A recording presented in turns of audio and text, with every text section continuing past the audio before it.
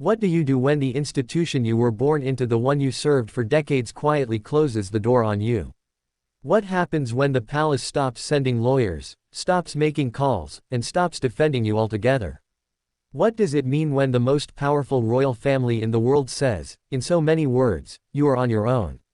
Today, we have an exclusive deep dive into the growing and frankly stunning signs that Buckingham Palace has cut the cord on Prince Andrew.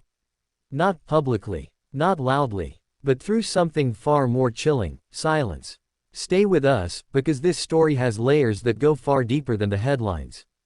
And trust us, you are going to want to hear every single word. Welcome back to Royal Chronicles, the channel where we go beyond the palace walls and uncover the stories the royal press office doesn't want you to know. If you are new here, welcome to the family. We are so glad you found us. Hit that subscribe button right now and ring that notification bell, because on this channel, royal news moves fast, and you do not want to miss a single update.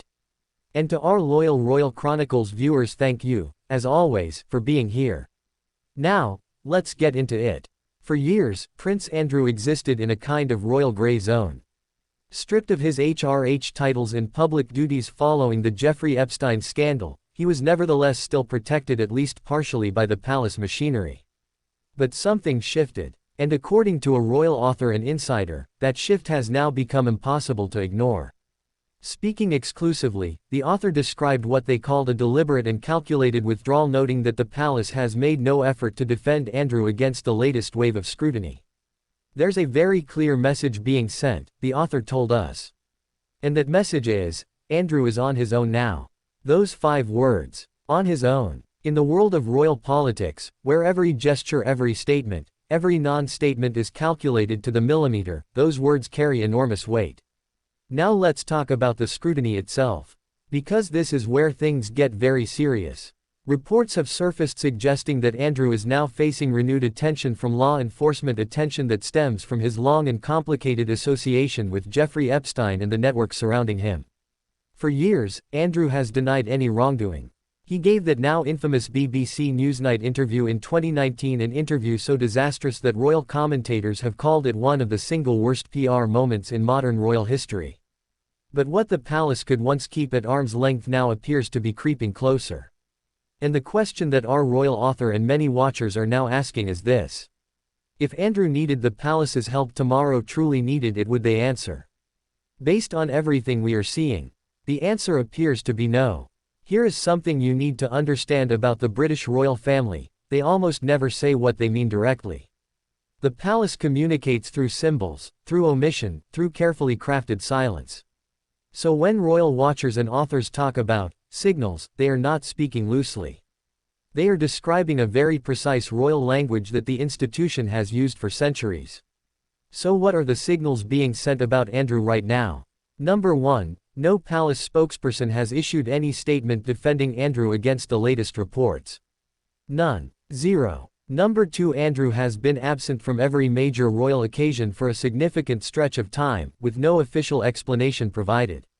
Number 3. Sources close to the king's inner circle have been conspicuously quiet, which our royal author says is itself a message. And number 4. Perhaps most tellingly, Andrew's name continues to disappear from royal websites, rosters, and official communications. When you read all of those signals together, the picture that emerges is stark. The palace is not just distancing itself from Andrew. It is erasing him. Slowly. Methodically. Royally. Now let's be real with each other for a moment. Some people watching this may feel some sympathy for Prince Andrew. He was born into a life he did not choose. The expectations were enormous. And whatever your view of his character or his decisions, the fall from grace has been swift and severe. But, on his own, in a royal context means something very specific. It means no legal backing from palace coffers. It means no communications support. No crisis PR. No royal umbrella of protection. For a man who has spent his entire life within the institution, who was once considered one of the Queen's favorite children, that is an extraordinary and deeply personal rejection. Our royal author put it bluntly: the palace has made a calculation. And that calculation is that protecting Andrew is no longer worth the cost reputationally, financially, or institutionally. And with King Charles now firmly steering the monarchy toward a leaner, more modern image, Andrew represents everything the new royal family is trying to leave behind. So where does this go from here? Honestly, and we say this as people who cover the royals every single day, nobody knows for certain. But we can look at the patterns. If police scrutiny intensifies, Andrew will have to navigate it without the palace's infrastructure behind him. That means private lawyers and expensive ones. His Royal Lodge residency is already a point of tension, with reports that the palace has been trying for some time to relocate him. And perhaps most pressingly, if legal proceedings ever materialize in any form, Andrew will be facing them not as a protected prince but as a private citizen, standing alone. The monarchy, as our royal author reminds us, is a machine built for survival. And machines do not carry dead weight. We are watching something genuinely historic unfold, the quiet but unmistakable sidelining of a prince by the very family that gave him his name, his title, and his identity. Whether you see Andrew as a victim of circumstance or a man facing the consequences of his own choices, and there are thoughtful people on both sides of that debate, what is undeniable is this: the palace has made its choice. And Andrew is not in it. This story is far from over. We will be watching, we will be reporting, and we will be bringing you every development right here, on Royal Chronicles. If you found this video informative, please give it a thumbs up, it helps more people find this channel. Share it with a fellow royal watcher. Drop your thoughts in the comments below, we read every single one. And if you haven't already, subscribe. Because the next chapter in this story, we promise you, you do not want to miss it.